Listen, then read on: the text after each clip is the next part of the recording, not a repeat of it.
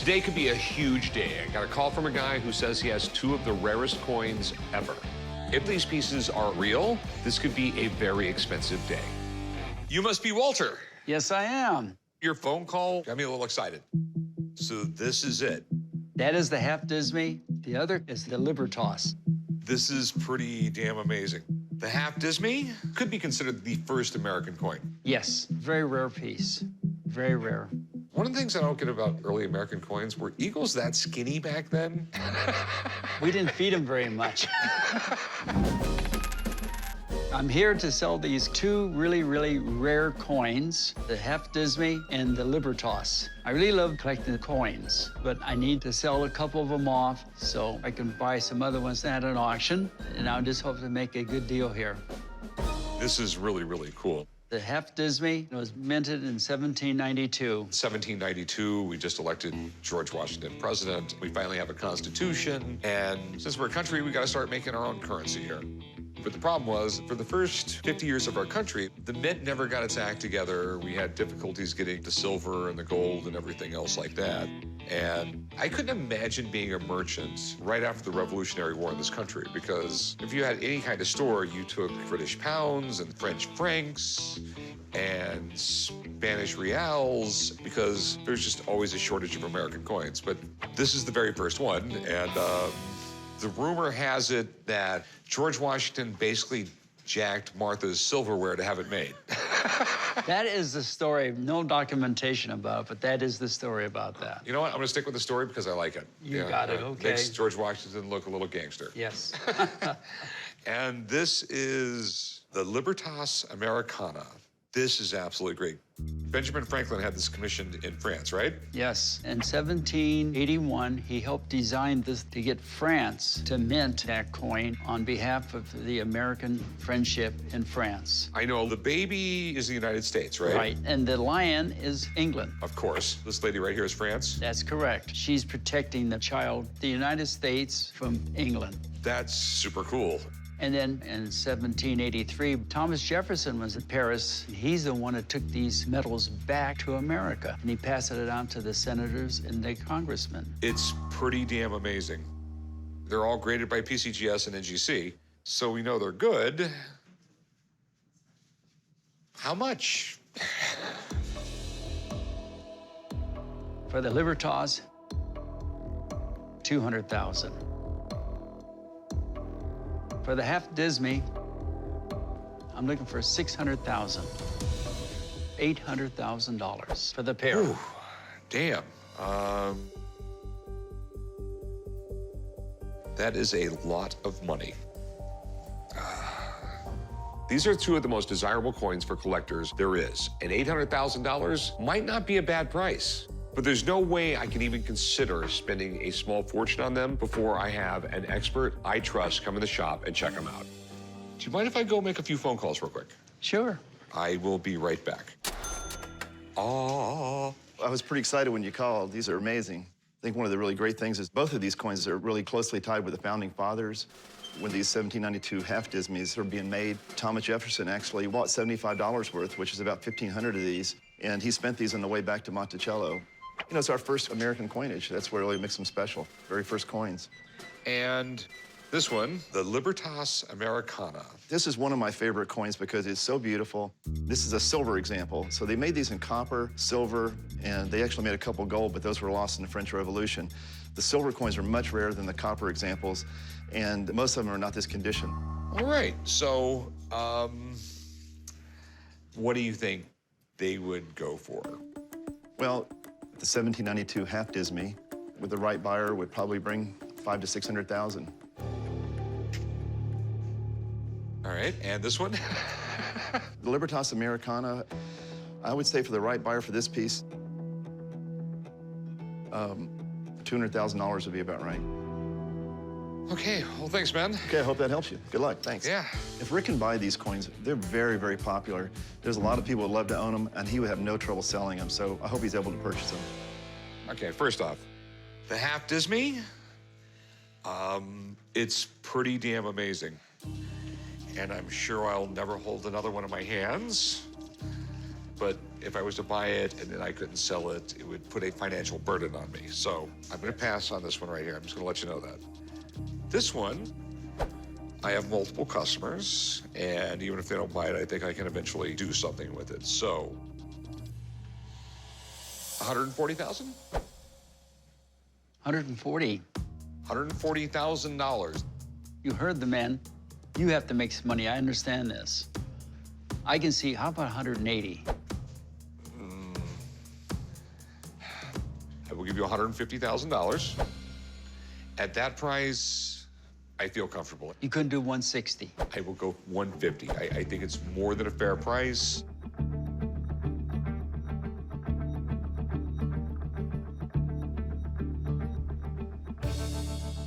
It's a deal. Sweet. I will meet you right over there, and we will do some paperwork. You take that one. I'll take this one. I'll take this one. I'll meet you right over there. Okay. One of these days, there's going to be a coin with my face on it. So, what do we got here? I think there's something in here you're really gonna like to see. Okay. 1963, American-made Fender Stratocaster. Oh, to me, this is the guitar. But there's something very, very special about this specific guitar. All right. This guitar was actually played by Jimi Hendrix. That's a big wow factor right there. Jimi Hendrix, man, he's one of the greatest rock and roll legends of all time. But what I'm bringing to the table today is not only a piece of rock and roll history, but it's very well preserved. Jimi Hendrix, he was an icon. This guy did things with a guitar that no one did before. He played a Strat. Yeah. Left-hand guitars are far and few between. Right, His first guitars were used. He couldn't find a left one. Right. So he started playing with a right-handed guitar with the strings upside down. Even when he had money, he continued playing guitars that were right-hand guitars strung upside down. Okay, you mind if I pick it up? No, absolutely, by all means. All right. This is the Holy Grail. He actually held this guitar that you now have in your hands and made wonderful music with it. Is there any pictures of him playing it on stage or anything, or? No, because it was exclusively played in the studio. This was his really favorite sort of recording acts. I'm gonna set this down. And where did you get this? It was actually owned by a guy named Skip Jarrett. There's a studio called Juggy Sound Studio that Jimmy loved to cut in up in New York. Skip was the chief engineer at Juggy Sound Studio. And after they wrapped up all the production on Band of Gypsies and all that, they gave this guitar to Skip. When he passed away, one of my business associates and I acquired the guitar. Okay. This guitar was on Band of Gypsies? Yeah, he played this guitar on several records. He actually played it on Nervous Breakdown as well. Okay. Here's just something that came out this year in this magazine about this specific guitar. The guy that wrote this article, did a lot of extreme diligence. Plus I have, letters signed by Jimmy's brother. I have seen items where people had letters from the family. Right, okay. And it turned out not to be what they said it was. Right. Okay, that's the one big thing that scares me. How much do you want for the guitar? I think this guitar, from everyone I've talked to, I'd be willing to take, say, $750,000 for it.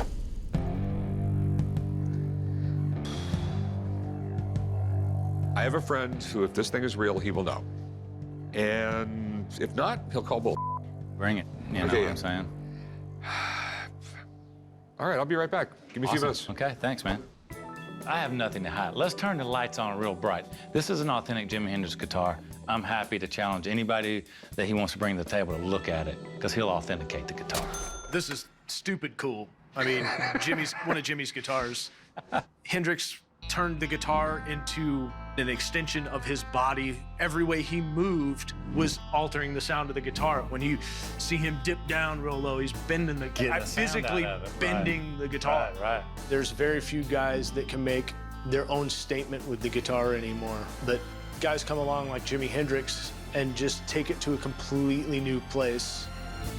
I want to make sure this is 100% before we start talking a lot of money. Yeah, you mind if I take a look at it? No, man, by all means, that's why you're here. There's a couple of things you'd want to look at. The tremolo bar. These are usually bent and angled up. He played the guitar upside down. He flattened a lot of these out, made them straight. So they probably weren't ramming into his arm and stuff like that. Another thing is what they call ring wear. If you're playing the guitar like this, my wedding ring hits the guitar, removes a lot of the paint, finish from there. If you look at this guitar, the top side of the neck has a lot of that wear. That's from the guitar being this way. How Jimi would have played it. Left-handed.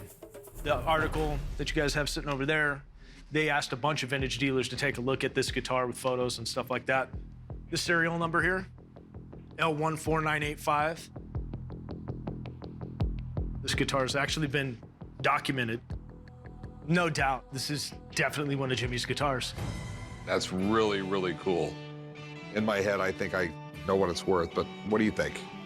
No guitar is worth anything unless everything's working on it, in my book. Plug it in, let it rip, Let's just do turn it this. up loud. Cannot believe this.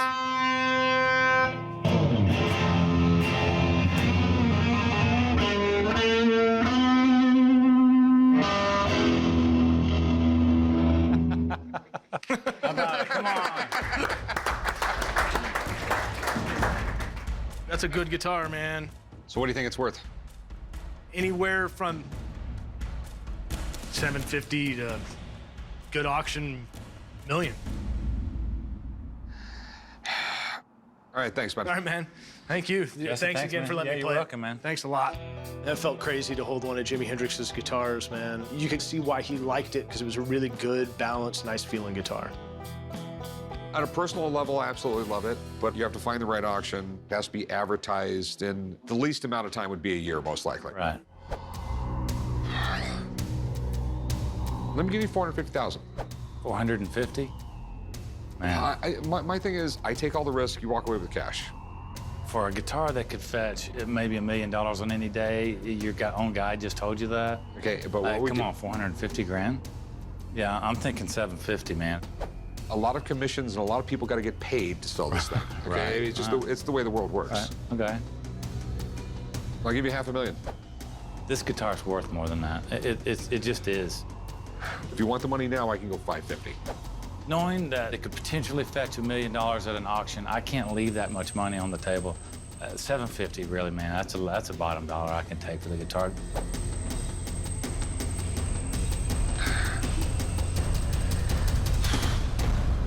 All right, well, have a nice day. Tell me if it goes to auction. I might bid on it. Okay. Thanks, man. Well.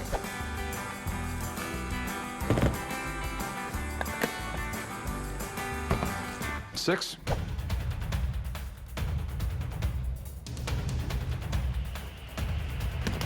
I can't do it, man. But I'll call you if I change my mind. Call me. Okay. All right, man. He's fired one last bullet across the boat there with the $600,000 offer, you know.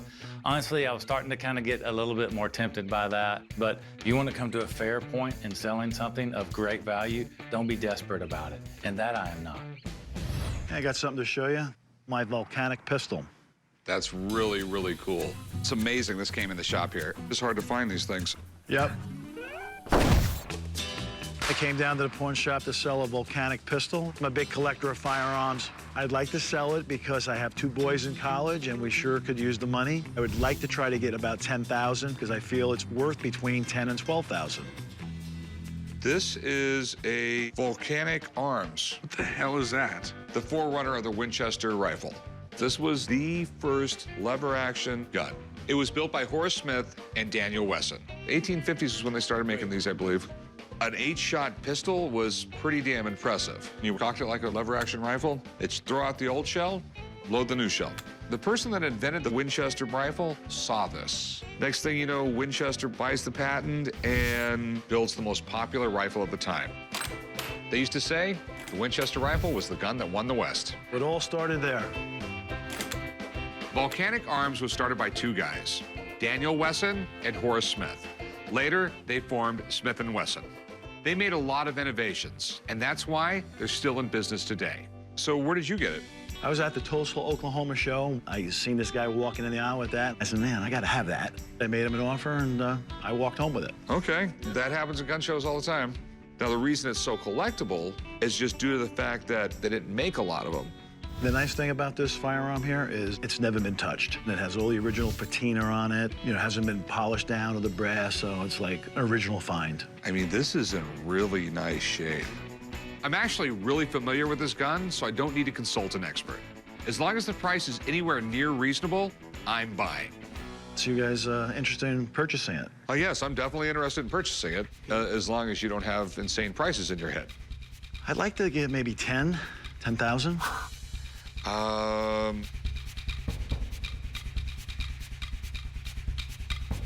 about 5 grand? It's not a quick seller. How about 8 grand? I think it's a piece that if you have here, I think it's actually gonna bring people in. I'm thinking I'm probably gonna get around 8 grand for it. I'll give you 6,500 bucks for it. Prices on just about every collectible has gone down. How about 7,500? 6,500 bucks, I think is more than fair. Well, I got 2 kids in college, so I think I'll do that deal. Okay. Thank you. Good deal, man. All right, you wanna write them up, son? I'm feeling pretty good about the 6,500, you know. If I would have put the gun in auction, I would have waited another 3 months. So I think we did actually pretty well. Hey, how can I help you? I got a couple of old historic books I thought you might want to look at. Okay. The 1802 edition of the Federalist Papers. Volumes 1 and 2? Yes, it came in 2 volumes. It's the 2nd edition. The guy that's name is in there was the 4th Postmaster General of the United States. I was hoping that was going to say like George Washington or something in it. I want to sell my 1802 Federalist Papers. I think someone that's a history buff would be interested in buying the Federalist Papers to add to their collection. I'm asking $8,250, and we'll put the money towards building a new barn at home if we make a deal today. I'm really excited about them. They're really neat. Where did you get these? My husband dug them out of the trash and brought them home. He dug them out of someone's trash? Yes. Wow. I'm just sort of like a shock. You don't normally see things like this. These were all letters arguing for the Constitution we have now. And a lot of people were completely against it. They wanted us to stay as 13 independent countries with a much weaker central government. And Hamilton, Madison, and Jay were publishing these anonymous letters for the Constitution, and they were explaining all the different parts of the Constitution to convince people to go along with the Constitution. And there's some pretty interesting writing in here. Yes, there is. So you want to sell them? Yes, I do. Okay. And how much do you want for them? Well, I've seen them advertised for 14 to 16,000, so I thought 8,250 would be fair. Okay. So were these prices on the internet or something like that? Yes, it was an internet bookstore. All right. These things might be in great condition or terrible condition. I have no idea. Do you mind if I have someone look at them? No, that'd be fine. Okay, I have a friend who knows everything there is to know about this stuff, and she's probably going to completely nerd out on these. Okay, so... Sounds good. All right, I'll be right back. Okay. I'm looking forward to hearing their opinion on the books, the condition, the value, and the importance towards our history. What do we have? These are the Federalist Papers. She says they're the 2nd edition. I don't know if these are really bad condition or just bad condition. All right, let's see. 1802 edition, the last edition before Hamilton's death. And Hamilton's early death by duel was, in fact, really kind of a shame for American history because he doesn't often get his due. Hamilton's a really important guy. He essentially established the economic foundations for the federal government. He wrote many of the essays here, and this is one of the great works in American history. I mean, it's huge, and it's something that every collector wants. But we gotta stop for a second.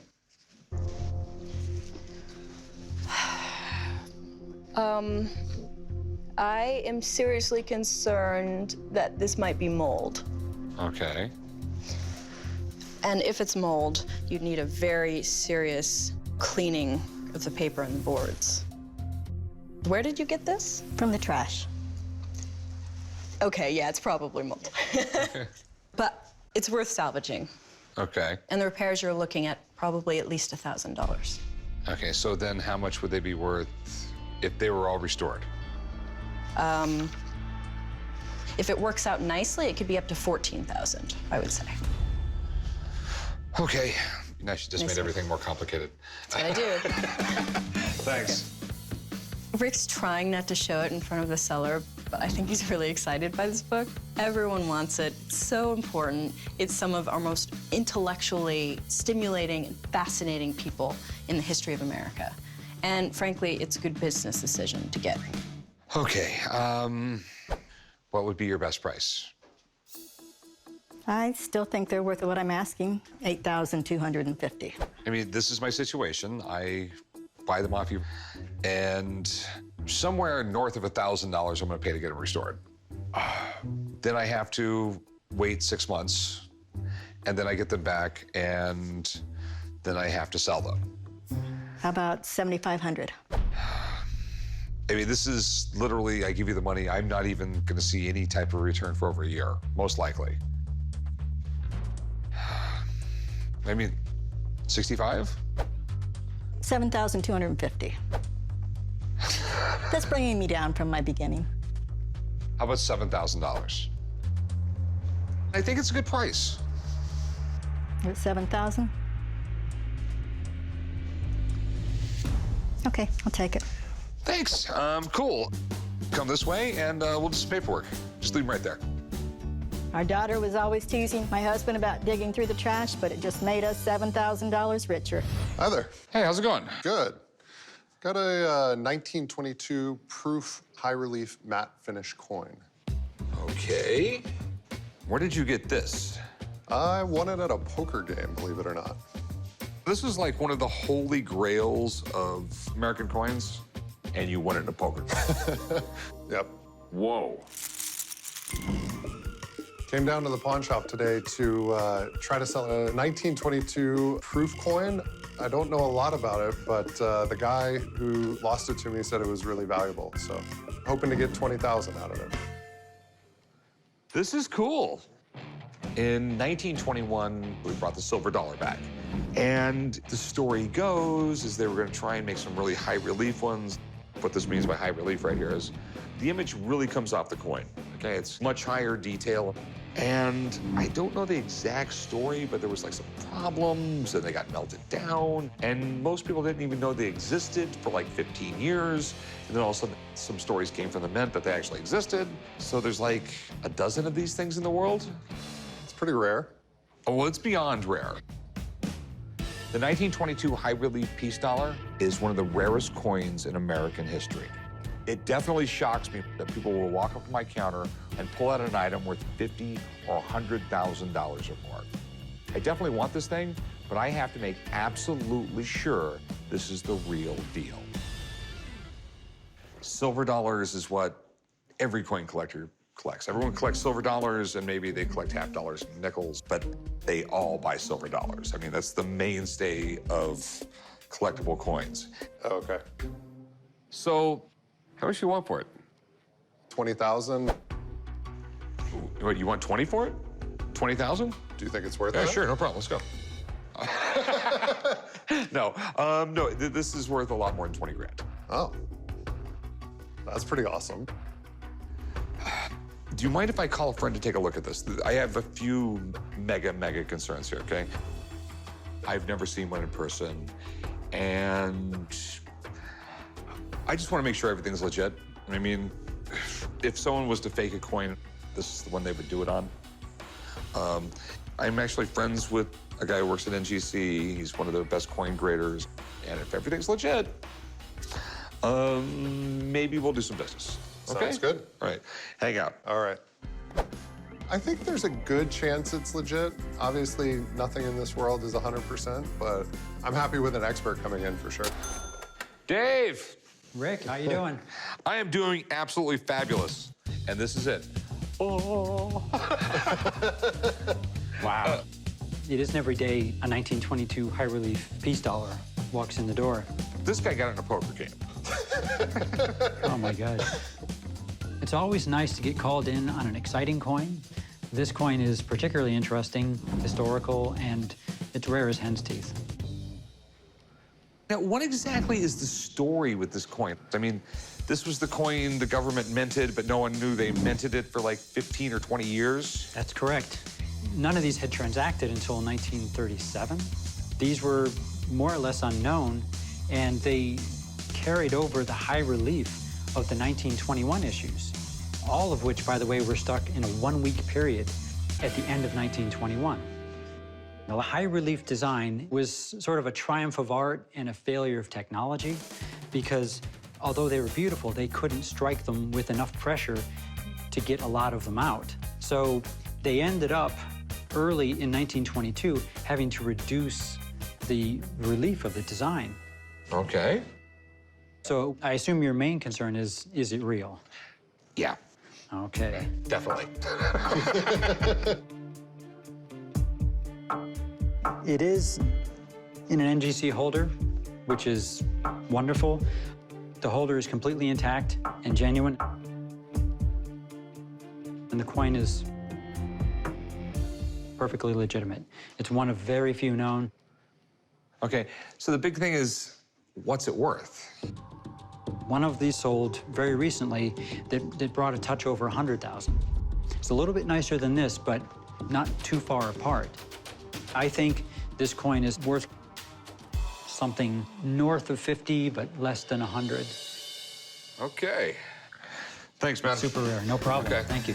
Congratulations. Thank you. Thank All you. right, there you go. All right. All right. I'll talk to you soon, man. Sounds good. I'm quite excited that this is the real thing. Very few specialists have had the chance to actually handle them, but finding one of these, especially walking into a pawn shop, is really extraordinary. I should have just gave you the 20 grand and not called in Dave. I'm happier now. I'll give you $65,000. What about 90? I think 90 is fair. You were willing to take 20 grand for it. You weren't willing to offer me 20 grand for it. I think 75 is fair. Meet me in the middle at 80, and you got a deal.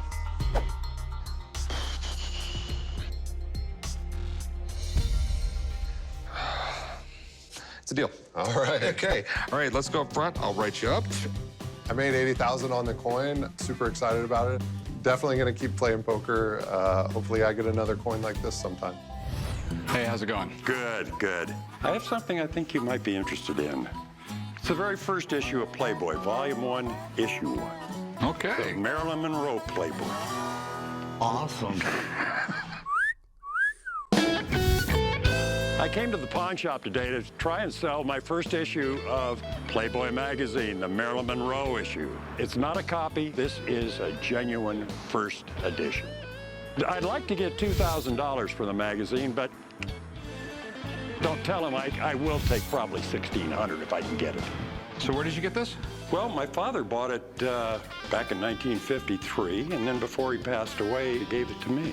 This was the very first Playboy, and I truly believe if Marilyn wasn't in the first issue, I don't know if it would have lasted much longer. This is what lit the whole thing on fire. How do you know so much about Playboys? Trust me, chum, I know. This is amazing. This is the most collectible issue of Playboy ever. Most Playboys are worth a few bucks. This is worth a few thousand. Do you know how Marilyn Monroe ended up in this magazine? No, I don't. In I think it was 47, Marilyn Monroe, then Norma Jean, needed some money, and she wasn't a star yet, hadn't been in any movies. She got paid some money to do some nude photographs. Mm-hmm. Well, 1952 comes along, and she gets a movie deal. Later in the year, the photographer who took the pictures looked at a movie poster and going, oh my gosh, I think I have pictures of her. And he ended up selling the pictures to Playboy magazine. Okay. The studios thought it was just going to ruin her. It was going to ruin the movie. But the great thing was, Marilyn, she just played it off. And she just went, yeah, that was me. You ought to buy the magazine. That's wild. The thing you have to remember, this was the 50s. Just a few months earlier, she was getting criticized for the picture she took during the 1952 Miss America pageant for her low neckline. Just imagine what people thought when they saw that picture in that magazine of her on the red velvet. These are really collectible. I mean, if you collect Playboys, this is the one everybody wants. What were you looking to do, pawn it or sell it? I'd like to sell it. And what do you want for it? $2,000. Dollars? Yes, sir. I'm thinking closer to 1,000. I think 1,000's a little low. Might go 16. What do you think we should pay for it, chum? You can buy a new one right now for $6. Full color. I mean, I'll cut to the chase. I'll give you $1,400, not a dime more.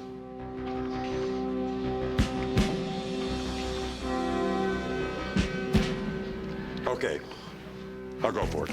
Thanks. God, you have great negotiating skills. I generally don't like buying magazines because they're hard to sell, but this is awesome. I could probably double or triple my money on this, but I think I'm gonna keep it in the case for a while because it's gonna bring people in the door. What do we have here? A red Pepsi machine. Okay, a red Pepsi machine. A red Pepsi machine. Usually Coke machines are red and Pepsi is blue. Right. Can you honestly tell the difference between a Coke and a Pepsi? I honestly can. I prefer Pepsi. Whatever.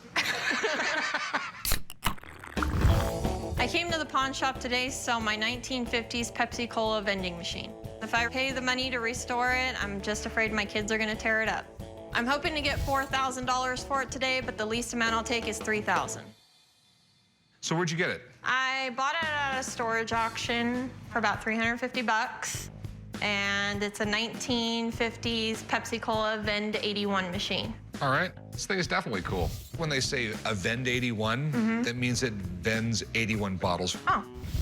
And the Cola Wars, the war between Coke and Pepsi, has been more or less going on forever. Back then, a Coke was a 6-ounce bottle.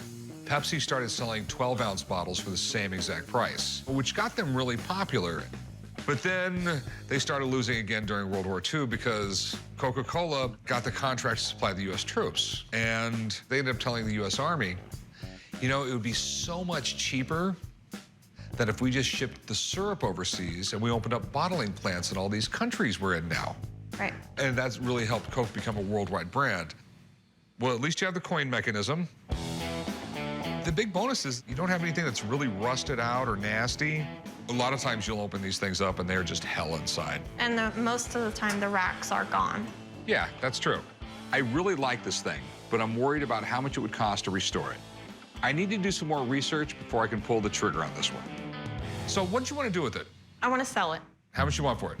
$4,000. Dollars? Dollars. Do you mind if I call somebody up and see if it would be worth my time to restore it and pay you that kind of money? Okay. All right, I'll be right back. All right. All right, well, check it out. It's a red Pepsi machine. This is pretty rare. Pepsi and Coke were in such competition that the reason why that's red is because somebody stole it from the other. They grabbed them. They were sold to the customer.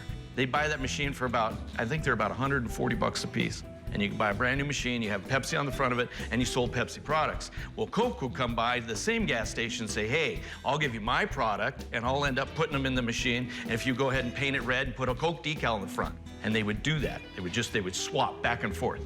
Okay. She wants $4 grand for it. Okay. So basically all I want to know is how much it's going to cost to restore it.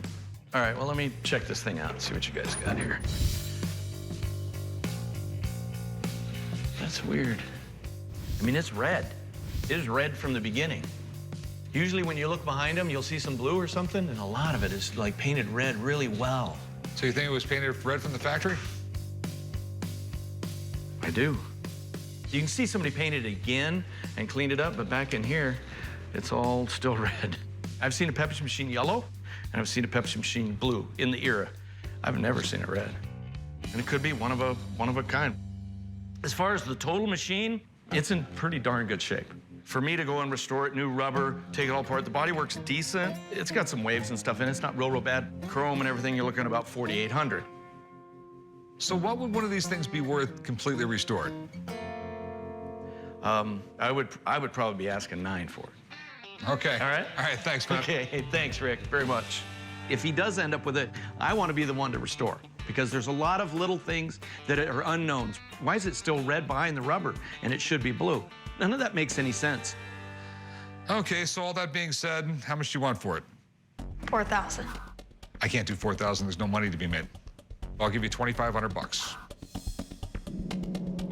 $3,500. I'll tell you what, I'll go $3 grand. I'm not going to go no more than that. All right, you got yourself a deal. All right, let's go up front. I'll write you up. All right. I'm really glad I picked up this machine. It's pretty weird that it's red, but if I ever do decide to get it restored, I could always go back to classic Pepsi Blue. Either way, I think there's money in this thing. Hey. Hey, what's up? How you doing? How's it going, man? Good. What is this?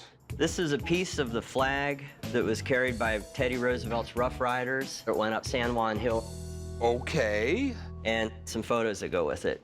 This is a piece of the flag that they brought up San Juan Hill. Yes. The most famous battle of the Spanish-American War. Yes. That's pretty amazing.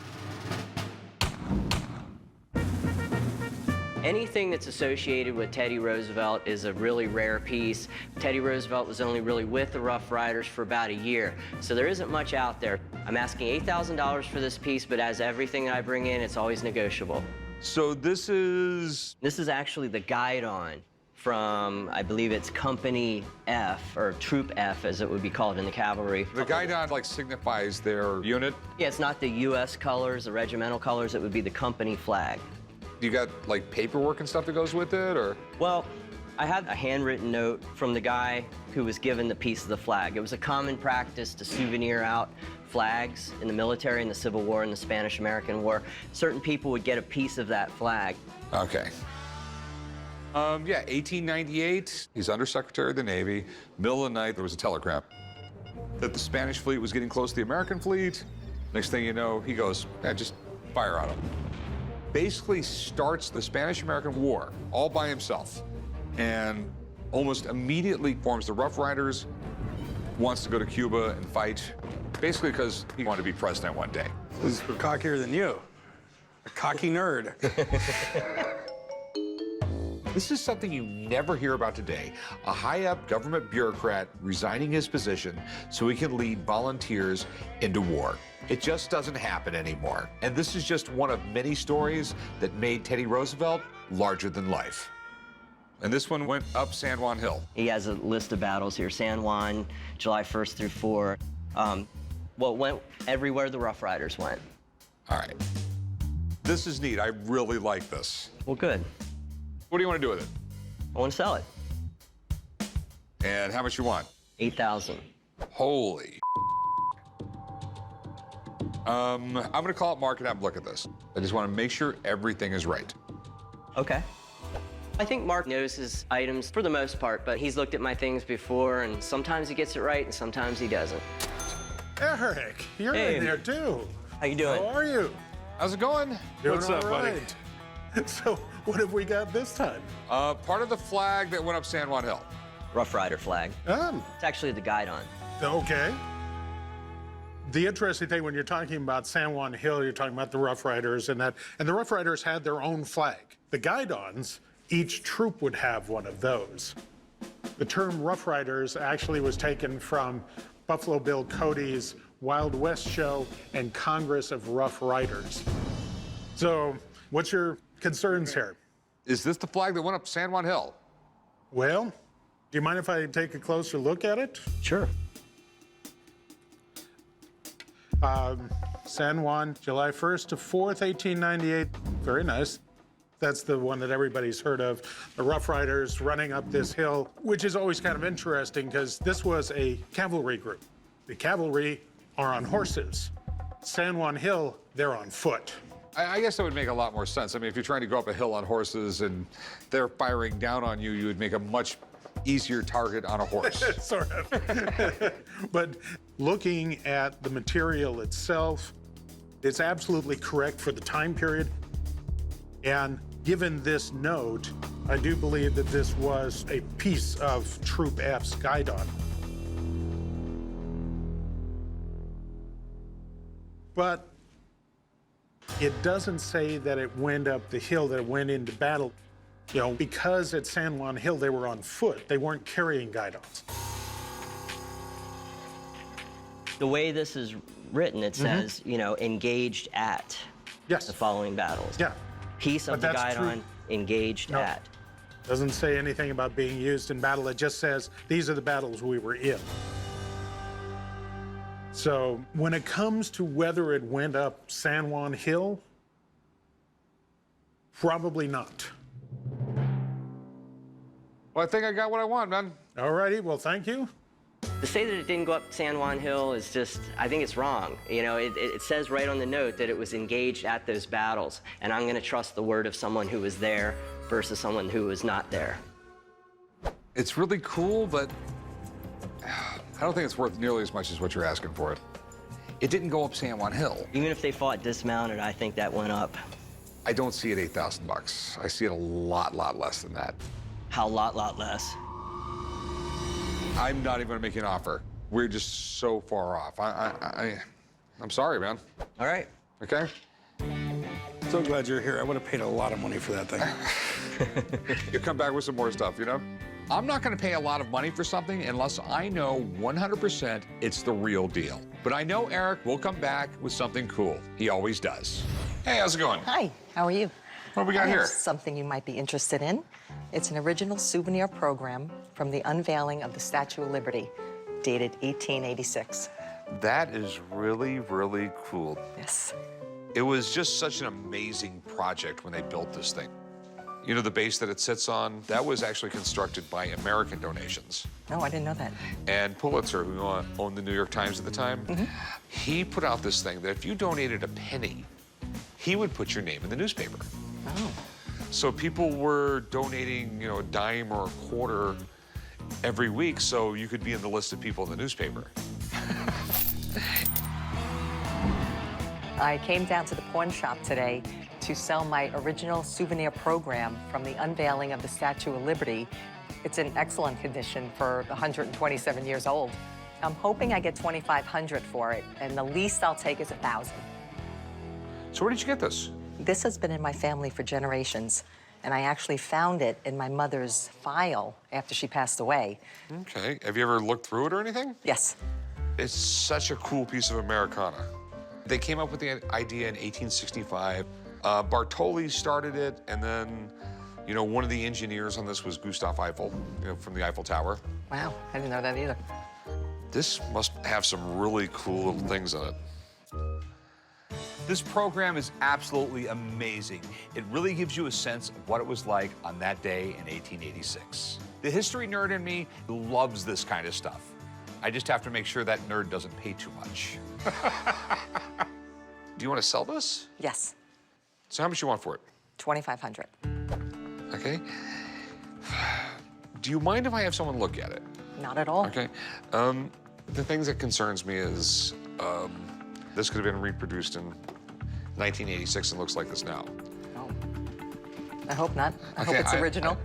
So hang out a few minutes. I'm going to give him a call, get him down here. Fine. He's going to tell me about it. Hold on a minute. Okay.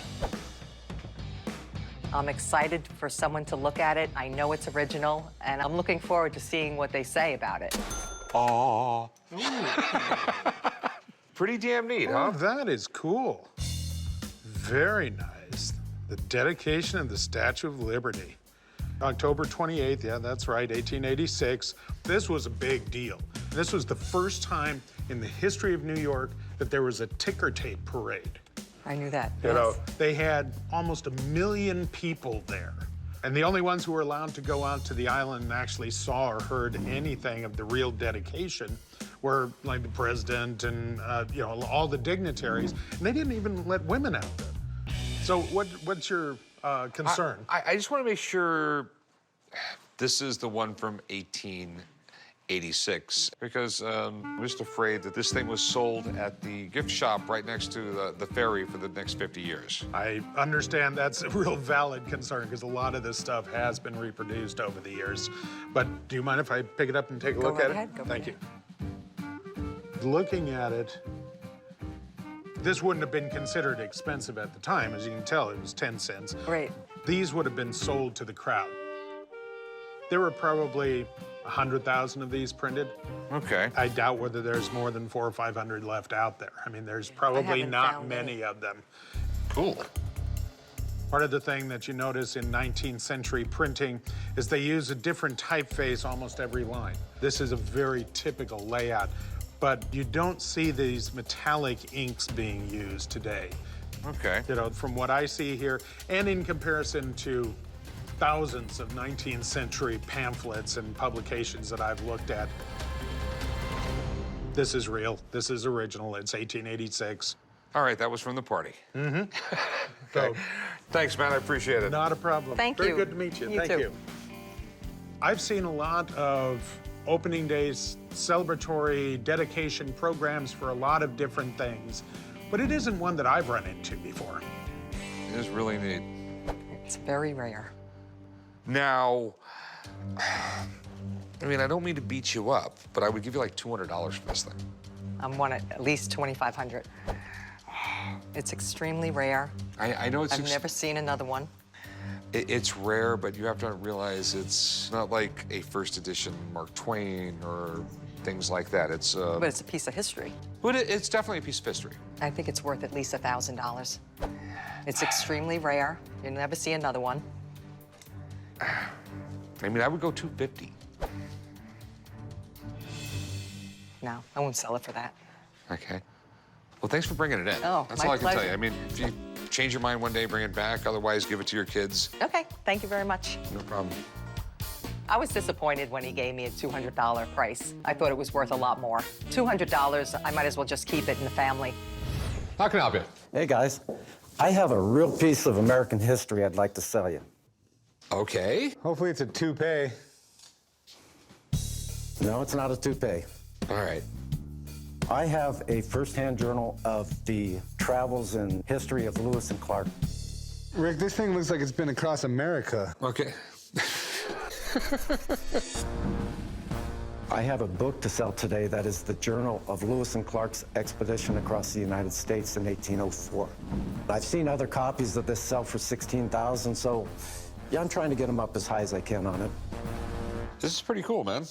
Can I take a look? Sure. You know about Lewis and Clark, Rick? Yes, I know about Lewis and Clark. They were literally the Lindbergh of their day.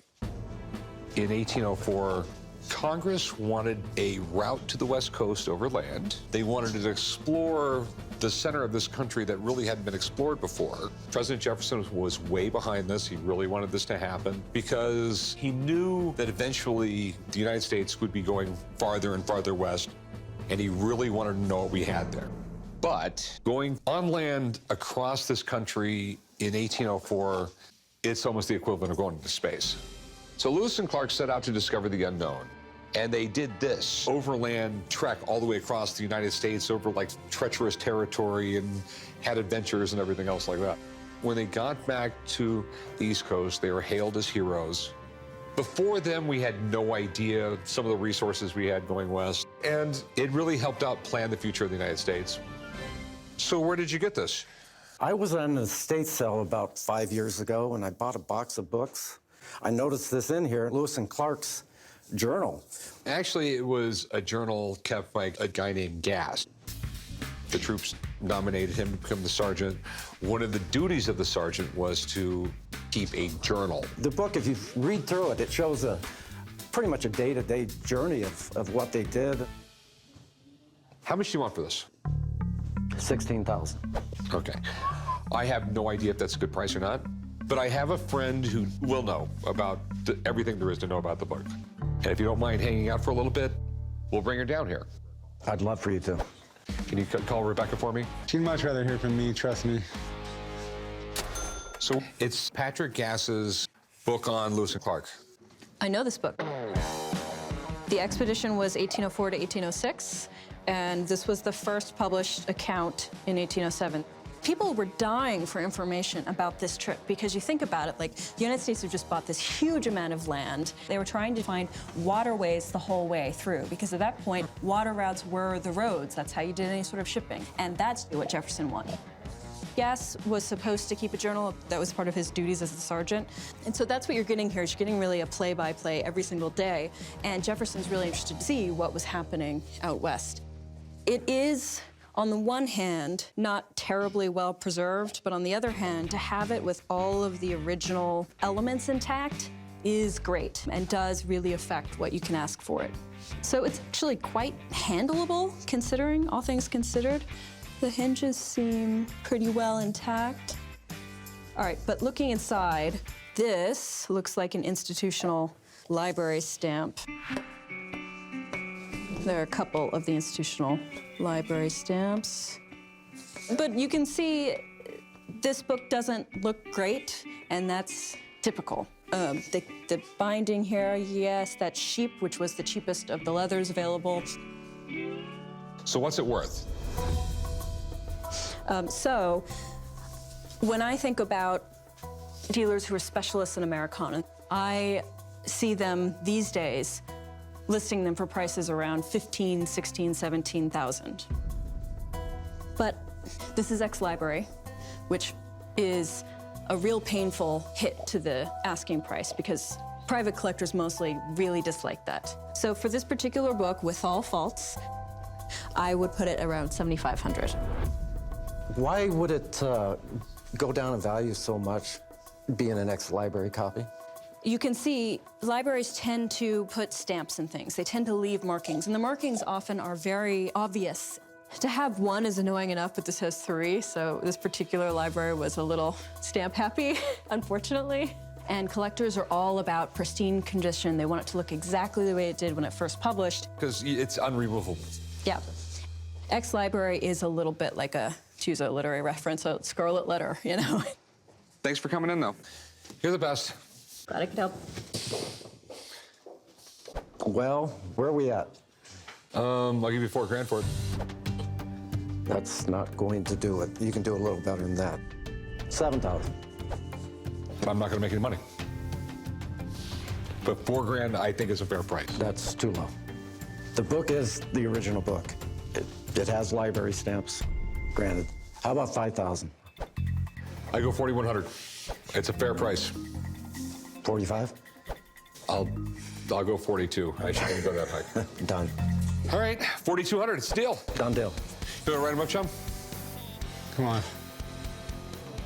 I made an expedition out here to Las Vegas just to sell this book, and it paid off.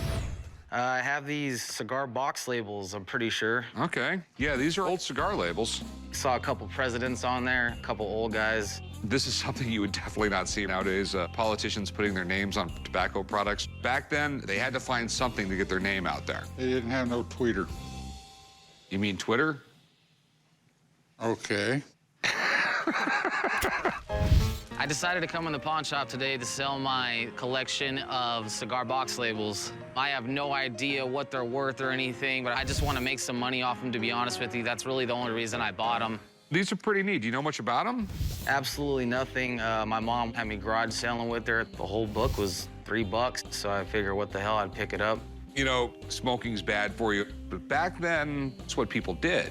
You would go into a store and they were kept behind the counter, but they always had like a box sitting on the counter. And generally that box was the one with the coolest artwork on it. Okay. And there was a lot of competition. They were constantly changing the name of their cigars just so they could put new artwork on there and make it a little different.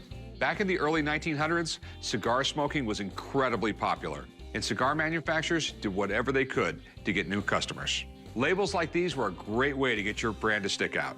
They're all in remarkably good shape. Most of these are like 1910-ish, except for this one right here. You gotta realize it was only made for a few months in the summer and fall of 1900. McKinley and Roosevelt were running for president and vice president. This was made with stone lithography, and they started adding gold leafing. The process to do it was expensive. Yeah. The artwork on these things is something that's really, really collectible. It's awesome. So how much are we looking to get out of them? How about 300? So you can just make 100 times what you paid for them? Hey, I gotta start somewhere.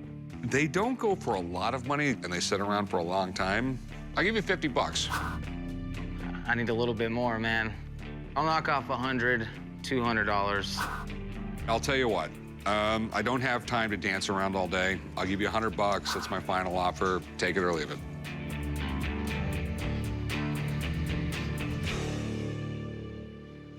I'll do it.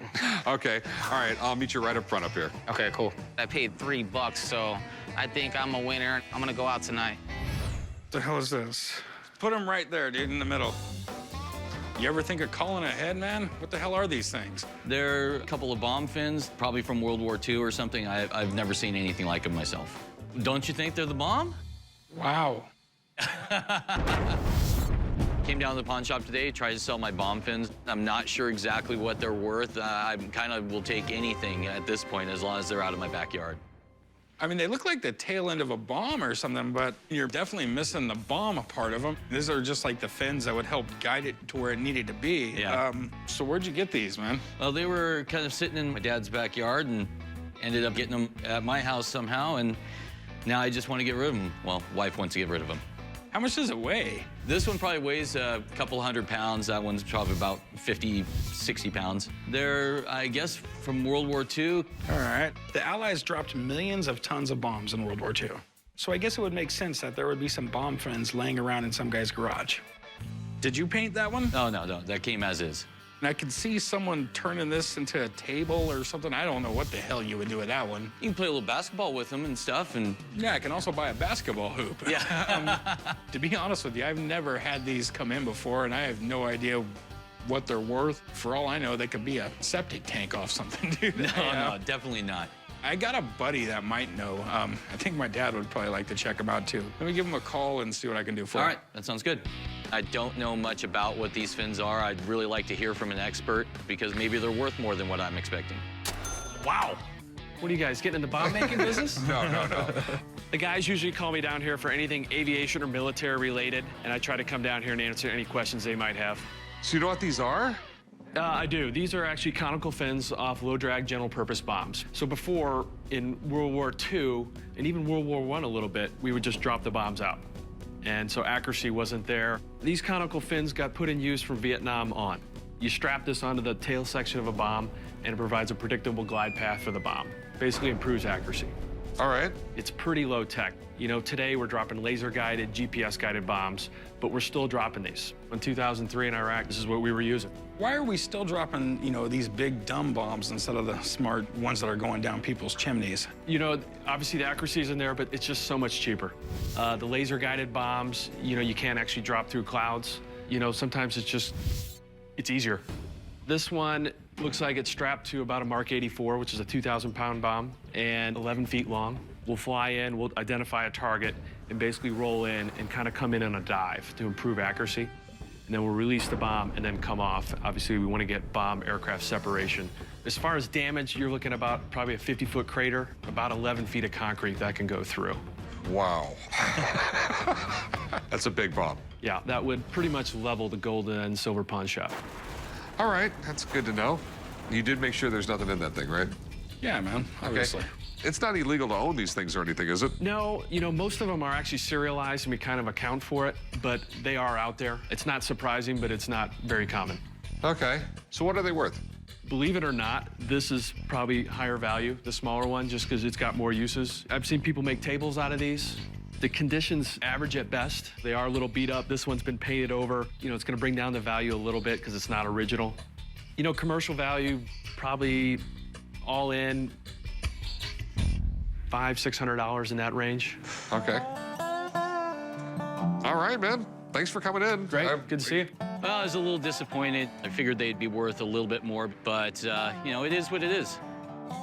So let's talk money. Well, I was hoping somewhere in the 1,200 range. Obviously, man, you know I can't pay 1,200 bucks for it. I mean, I'd give you like 400 bucks for it, man. 400 for one or both? For both. I do want to get rid of them, but I still think that, I mean, 400 bucks is a little low. I mean, you can't go up to like maybe No. 7? No. No? The more that I look at them, the more I don't want them. They just take up so much damn room. 400 bucks or nothing. You couldn't go... 400 bucks or nothing. They're cool. I mean, there's something that's not gonna, I don't think they'll sit in the shop for a long time. Would your wife let you put this in the living room? She did. Would she? She did for a little while, and that's why I'm here. And that's what happens, yeah. 400 then. All right, have a good one. Right about it. Let's go do some paperwork, man. Well, I feel okay about the deal. My wife will probably be happy, and it'll be a nice dinner, take her out, and just have a good time with the money.